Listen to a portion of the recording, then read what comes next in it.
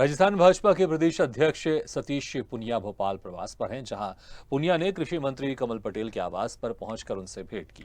इस दौरान उनका गर्मजोशी के साथ स्वागत किया गया। भाजपा राजस्थान के प्रदेश अध्यक्ष सतीश पुनिया ने पत्रकारों से चर्चा करते हुए कहा कि मध्य प्रदेश और राजस्थान का भाई जैसा रिश्ता है।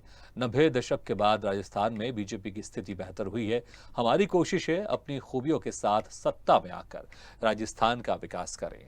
पुनिया कांग्रेस पर निशाना साधा। उन्होंने कहा कि किसान कर्ज के कारण सुसाइड कर रहे हैं।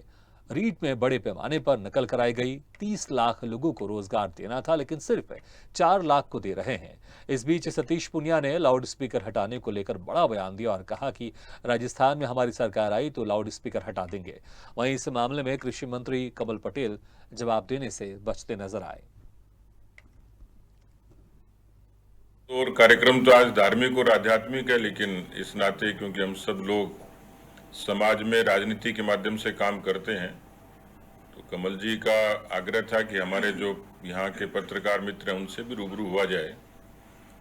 मैं अभी मध्य प्रदेश की सीमा से लगे हुए झालावाड़ और कोटा से आया हूँ, जहाँ पार्टी के प्रशिक्षण शिविर हमारे अभी चल रहे हैं।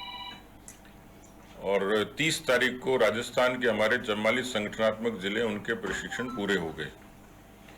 राजस्थान संगठनात्मक तौर पर भारतीय जनता पार्टी के लिए पोटेंशियल बड़ा स्टेट है और राजनीतिक तौर पर 90 के बाद में भारतीय जनता पार्टी को राजस्थान में अच्छी मान्यता मिली है। चुनाव हम हारे या जीते हैं, लेकिन विपक्ष के नाते भी हमारी उपस्थिति हमेशा दमदार रही है और सत्ता में आए तो हम अच्छे बहुमत के साथ वहां सत्ता में रहते रहे। नौजवानों से ताल्लुक रखता है। हमारे जो चौथी बड़ी सरकार की जो खामी है, नाकामी है, और उसकी चर्चा अक्सर यहाँ तक भी आती होगी। रीट जो एग्जाम हुई थी उसमें बड़े पैमाने पर और नकल हुई, पेपर लीक हुआ, और ये तय बात है कि पर्चा तभी लीक होता है जब सरकार वीक होती है। 70 लाख बच्चों ने परीक्षा दी थी, रीट की परीक्षा 26 लाख बच्चों ने दी। सरकार नौकरी देगी 1 लाख को, जो 69 लाख बच्चे बचेंगे उनके बारे में सरकार के पास कोई रोड मैप नहीं है। उसमें उनको एक लॉलीपॉप दिया कि हम जब आएंगे तो हम बेरोजगारी भत्ता देंगे।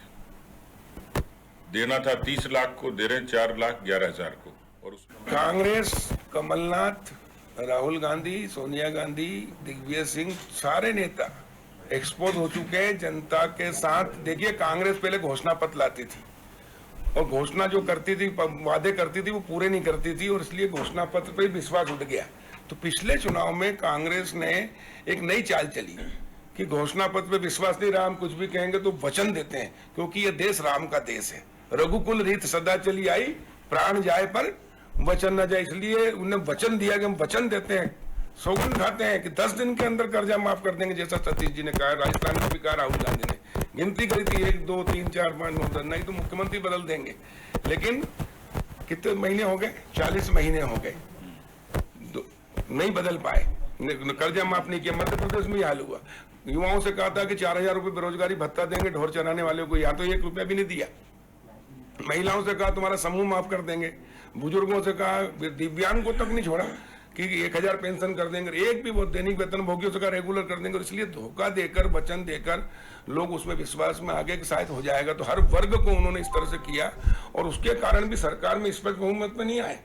मध्य प्रदेश में तो बीजेपी को 2 लाख वोट ज्यादा मिला, लेकिन सीटें उनकी आ गई और इसलिए धोखा खाएगा। एक बार धोखा खा सकती जनता, दोबारा कभी नहीं। और इसलिए हमेशा हमेशा के लिए कांग्रेस खत्म हो गई। और आपने देखा जब ज्योतिरादित्य सिंधिया के नेतृत्व में जब मंत्रियों ने, विधायकों ने कांग्रेस छोड़ के बीजेपी में आए तो कांग्रेस ने कितना आरोप लगाया कि बिकाऊ है, गद्दार है, धोखेबाज सब।